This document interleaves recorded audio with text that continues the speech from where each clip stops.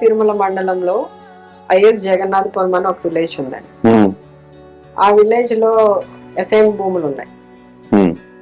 నేను 2009 లో ఇక్కడ ఎమ్మెల్యేగా ఉన్నప్పుడు అక్కడున్న లబ్ధిదారులందరికీ కూడా ఆ భూములు ఇవ్వాలని చెప్పి ఆ రోజు నేను ధర్నా చేశాను ద్వారకా తిరుమలలో. అప్పుడు తెలుగుదేశం అప్పుడే నేను ప్రతిపక్ష ఎమ్మెల్యేగా ఉన్నప్పుడు ధర్నాలు చేశాను. చేసిన తర్వాత కొద్ది రోజులకి నేను పార్టీ చేంజ్ అవడం, తర్వాత ఇక్కడ నుండి కొవ్వూరు వెళ్ళిపోవడం, 11 years తర్వాత మళ్ళీ వెనక్కి రావడం జరిగింది. వచ్చిన ఈ 2 months లో ఆ ఫైల్ అలాగే ఉన్నాయి.